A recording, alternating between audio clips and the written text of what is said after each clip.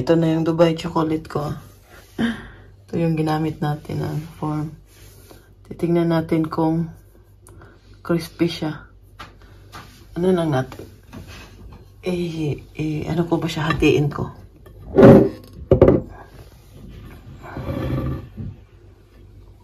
Tadaan!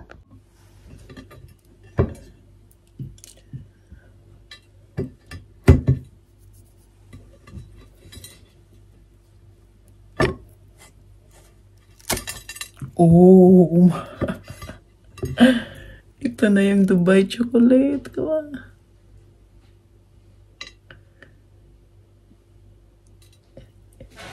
Tikman natin konti.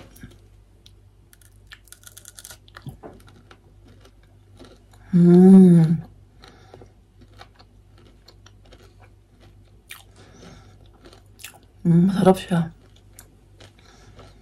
Mas masarap pa dun sa kinain ko. Nung binili namin ba? Masarap siya. Pangit ang sa ilalim ng ginawa ko kasi napalpak yung pinatunaw ko na chocolate, pero sa taas, maganda siya. Uy, pero ang sarap. Magandang umaga po sa inyong lahat. Pupunta po ako ngayon kay Uma. Titingnan ko siya kung tapos na siyang kumain. Dahil pupunasan ko si Uma, bagong damit, para makahiga na siya sa bed. Kasi noong, bago lang siya niligo. Noong Merkulis lang. Kaya ngayon punas. Hindi ko siya nililigo araw-araw dahil ano po ang ligo kay Uma, stress po siya. Na-stress po siya pag pinapaliguan ko siya. At punas yung ginagawa. Yun din yung ginagawa ng nurse noon. Hindi naman din siya araw-araw pinapaliguan. Sa isang linggo, isang beses lang. Noong ano pa, hindi pa ngayon grabe yung sakit ni Uma. So, araw-araw, punas sa katawan, palit ng bagong damit. Kaya pupuntahan natin si Uma. Samahan niyo ako. Si Uma ba, saya niya nakita niya ako. Tumatawa siya agad. Mama, hello! Hello!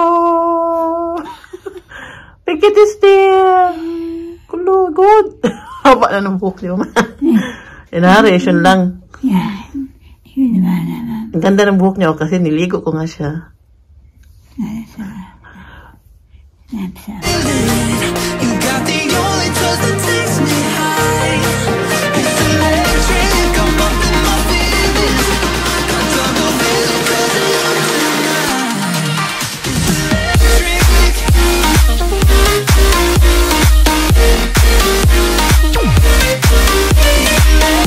Nandito na ako sa labas. Susunduin ko na ang anak ko. Nandito din si Philip. Tungwit na to si Philip. Palaging pumupunta dito sa eskwelahan ni Fiona. Fiona, guwapa kayo. Uy, darf man nicht essen hier. Das ist einfach so. Nächste Haltestelle. Kaiserstraße. Pero biskwit lang naman yung kinakain niya. Well, Fiona. Sana all. Fiona din sana all.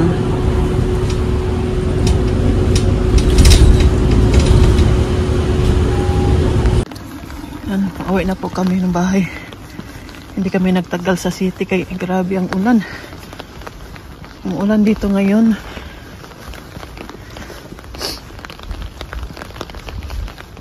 Dalawa kong anak ko. Nauna na sa akin.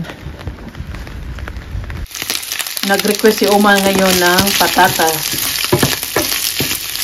Kaya, nilutuan ko siya ngayon ng Bratkartoffel ang tawag nito dito sa Germany. Ito po siya ay bacon to. Itong maliliit na ano. Ano yan siya. Tagal-tagal na si Uma hindi nakakain itong Bratkartoffel. Paborito. Isa ito sa paborito niya. Kaya nag-request man, bigyan natin para kumain. Kaya ilang araw na din Uma, palagi na lang ano ba. Sabaw-sabaw lang kay ano lang siya, good.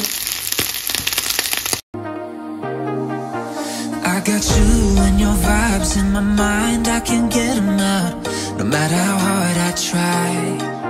I need you and your heart next to mine, yeah, I'm all about. Yeah, Yan, kain muna si Uma. Leka? Yeah? Masarap? Hinayaan ko muna siyang kumain dito kay ano man siya. Maganda yung ano niya ngayon ba? Hindi inaantok. Du bist nicht müde? Hast du geschlafen? Yeah? Hast du geschlafen? Kailangan ko lakasan yung boses ko kasi hindi niya ako naririnig. Ilagay ko, sinuot ko kanyang ano. Kain muna yan siya dyan. Normally, sinusubuan ko yan siya. Pero ngayon kasi maganda man yung ano ni Uma. Hindi siya inaantok. Hindi siya inaantok. Kaya hayaan lang yan siyang kumain. Kasi marunong pa naman siya magsubo. Tingnan po ninyo. Oh. Yan po yung pasyente namin dito. Yan. Oh, tingnan po ninyo, diba? Ang galing pa ni Uma magsubo.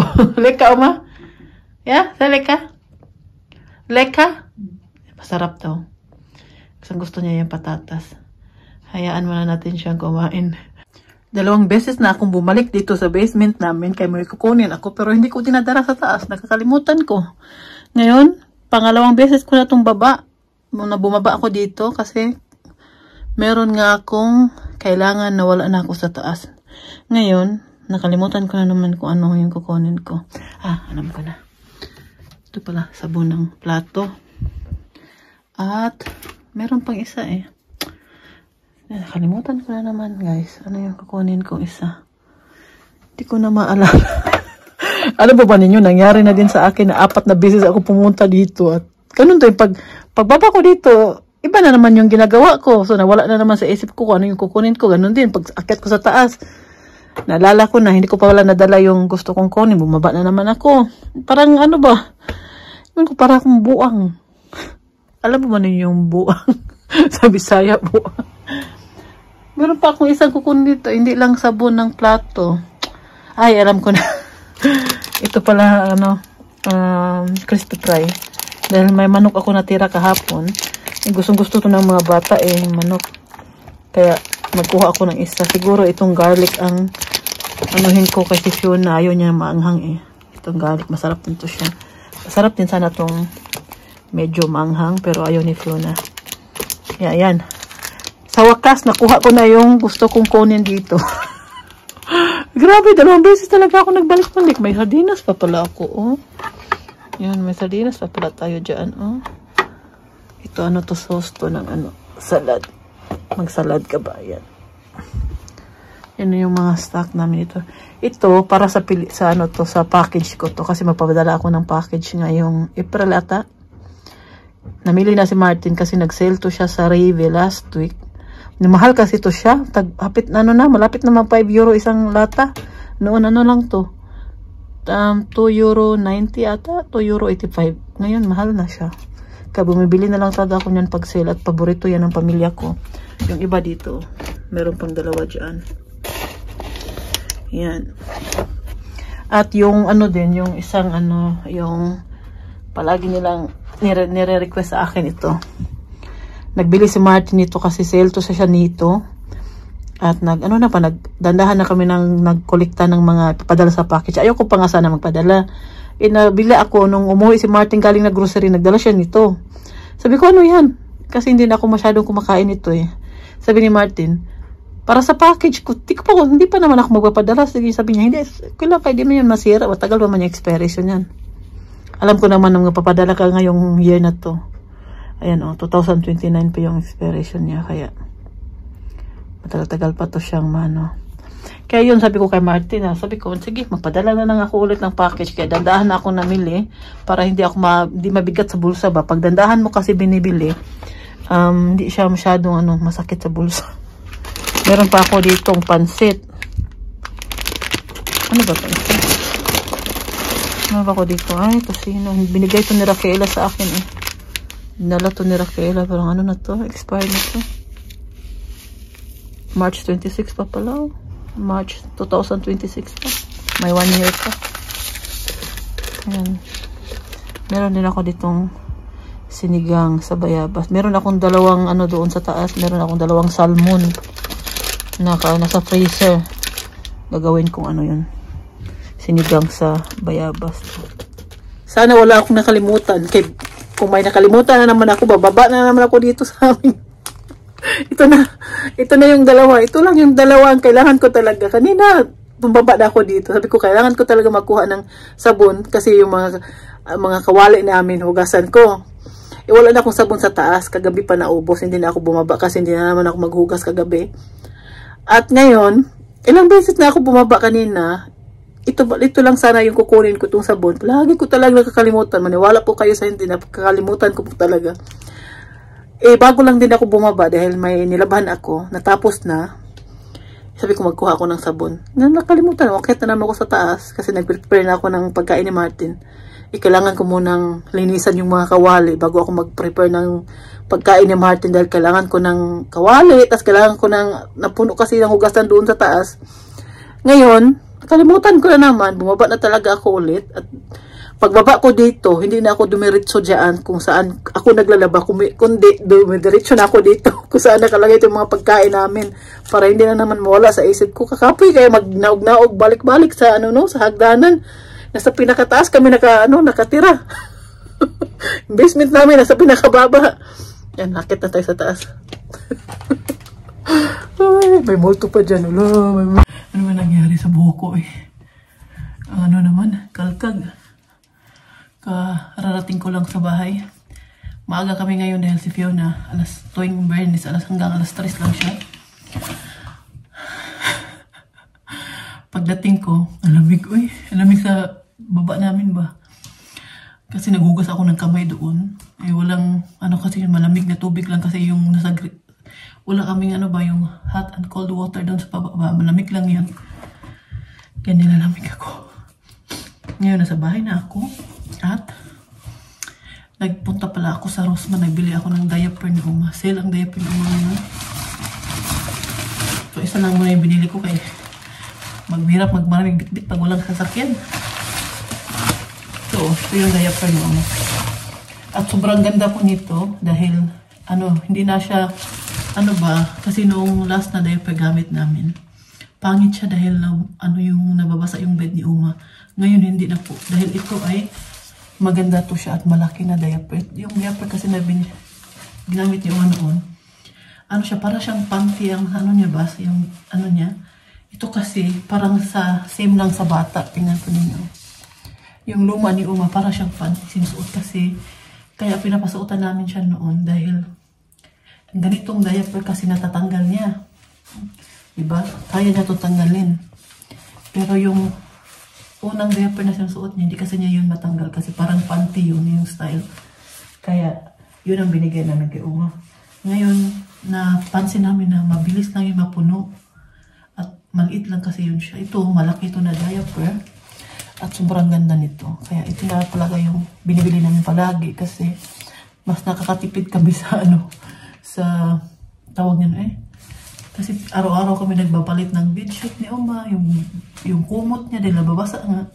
Simula nang ginamit namin ito, wala na, okay na yung niya. Hindi na siya palaging nababasa kasi malaki itong diaper na to at hanggang 2, 4, 6, 8, and 12 yung niya. 12 drop din ito. Ambot lang Tawag na. At nabili din ako ng aking napkin. Yan yung binili ko sa Rossmann, kunti lang.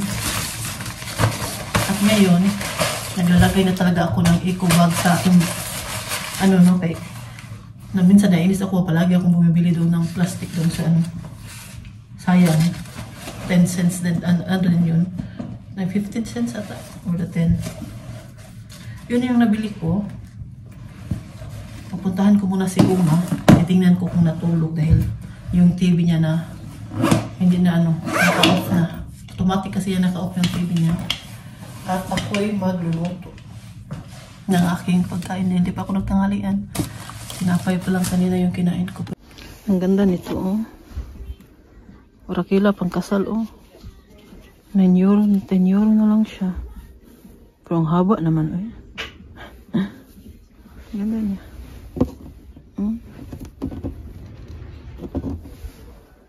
Meron po tayo ditong kape at lemon at pandikoko. Yan ang almusal ko ngayon. Umiinom po ako palagi ng lemon water sa umaga. Dahil yan po ay nagpapatunaw ng aking taba. Einmal hatte ich einen Fehler für mein BVB Yan. Freundebuch gemacht. I got you and your vibes in my mind, I can't get them out, no matter how hard I try. I need you and your heart next to mine, yeah, I'm all about keeping it you and I. When you're here, you spark chemical reactions, your aura strikes like lightning. Got no words, I'm just drowning in attraction. Only one way to describe it. It's electric, can you feel it? You got the only touch that takes me high. It's electric, I'm up in my feelings. Got double vision 'cause I'm tonight. It's electric. Andito kami ngayon sa Olpe. Nag-ikot-ikot lang dito, naghanap ng makainan. Naghanap lang ng makainan.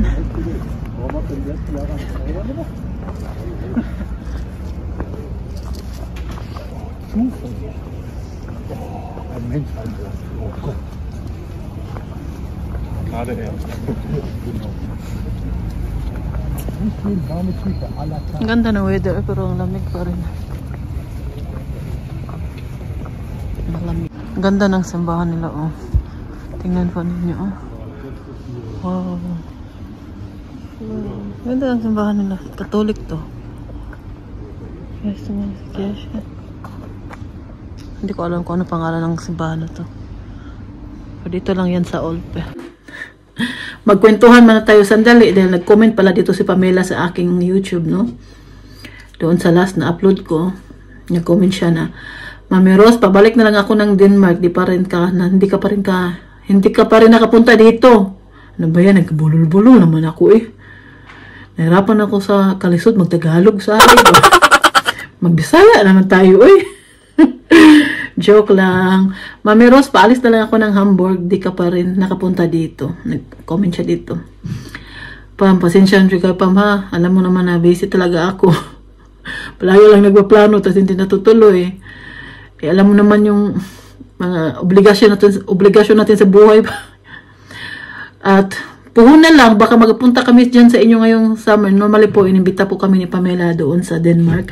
Kasi balik Denmark na po sila. Goodbye Germany na. Balik Denmark na sila Pamela. At inimbita niya kami pumunta doon, mamasyal doon sa kanila. At sinabi ko na kay Martin, titingnan namin ngayong summer dahil syempre alam naman po niya hindi kami basta-basta makaalis. Kailangan pa namin kausapin yung malapit nating kaibigan, kung pwede niya bantayan si Uma. Mahirap po kasi pag magkuha kami ng hindi kilala ni Uma ba, yung mabantay sa kanya. Yung mga bago na naman yung kunit kay ayaw niya yan. Gusto niya yung kakilala lang niya, yung kaibigan natin, kaya kabisado na kasi yung Uma kasi nakikita naman niya yun palagi dito na nag-alaga sa kanya. At pag magkuha kami ng bago, ayaw kasi ni Uma na ibang tao dito. Yan napansin ko kay Uma, ayaw niya yung ibang tao mag-alaga sa kanya. Yung mga bagong mukha na makita niya ba. Gusto niya kami lang. Kaya, hirap naman tayo, hindi tayo basta-basta makaalis, no? Kaya titingnan pa natin yung, kung pwede makabantay yung ating kaibigan ngayong summer pohon. At excited ako baka, excited ako dahil, nag-a-apply na kami ng, doon sa kapatid kong lalaki kasi babalik siya dito. At, na lang, balitaan ko na lang kayo kung okay na lahat. Wala kami masyadong ganap. Ganina, naglakad-lakad kasi magandang panahon, maaraw. Tapos, kasama namin si Tobias kanina.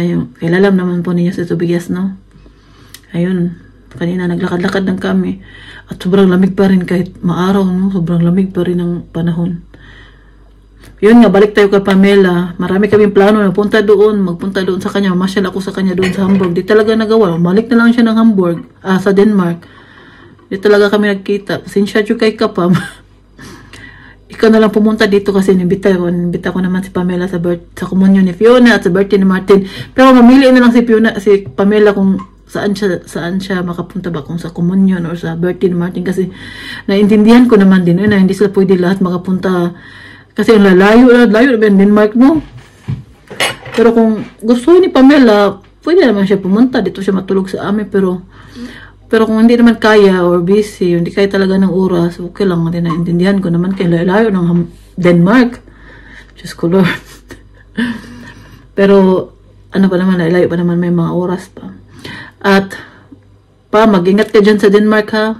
Mamasyal kami dyan ngayong summer. Basta magbantay lang kayo, mapunta kami dyan. Naplano na naman, din na matuloy. Ay, Diyos ko.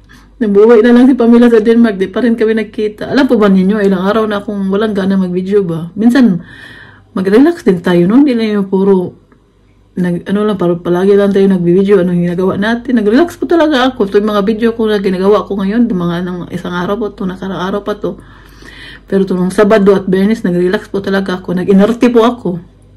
Minsan, marunong din ako mag-inerte, eh. Sila na ba marunong mag-inerte? Ako din. Joke lang eh. Ito, nag-relax ako ng 2 days ba kay. Minsan, wala talaga akong gana mag-vlog-vlog. Wala akong gana. Mag-relax muna tayo eh. Total, kahit hindi ako nag-YouTube, nakakain naman ako. Pinapakain naman ako ng asawa ko. Mag-relax pa, parang, ang dami mo kasi trabaho, tas mag-video ka na naman. Kailangan din natin mag-relax. So, eh, mas stress beta sa marami beta mga trabaho, no? Hindi lang kayo din, may mga kanya-kanyang stress po tayo, kanya-kanya po tayo ng mga sa buhay natin. Mag-relax po din tayo minsan. Kaya sabi ko, hindi pa tayo nakakapag-relax ng maayos, Lunes na naman bukas. Bilis ng panahon. Lunes na naman. Normally may appointment may termin po kami. May appointment po kami ngayong Martes. Hindi ko siya pwedeng i-share sa inyo kung saan kami pupunta. Kaya, nirespeto ko yung ng asawa ko. Ayun niya, i-share sa social media kasi. Hindi ko pwede i-share yung mga drama namin sa buhay dito lahat eh. Bito, ayun ni Martin na-share ko. Kaya hindi ko na lang din i-share sa inyo. Saka na lang siguro pag okay na. Kasi hindi pwede ako mag-share ako na dito na ako ba. Siyempre, tinatanong ko yung asawa kung pwede. May appointment kami ngayong Martes. Maaga yung appointment namin. Yun lang yung ganap natin ngayon. Wala masyadong Ako po'y magliligpit lang muna dito sa kusina namin. At ako hihiga na din kasi alas 10:30 na bukas. Maaga pa tayo magising. Dahil Lunes na naman. Maghatid na naman tayo ng si Martin maghatid bukas kaya nandito man siya. Next, na naman ako sa next week na naman ako. Pagkatapos, pag umaga siya, ako maghatid kay Fiona. Kaya yun lang po yung munang ganap natin ngayon. At ako po ay matutulog na. At sana po nasa mabuti kayong kaligayan. Kayo pong lahat. Mag-iingat po kayo palagi. At maraming salamat po sa inyong pagsuporta sa akin. Mag-iingat po tayo. At hanggang bukas ulit. Bye-bye!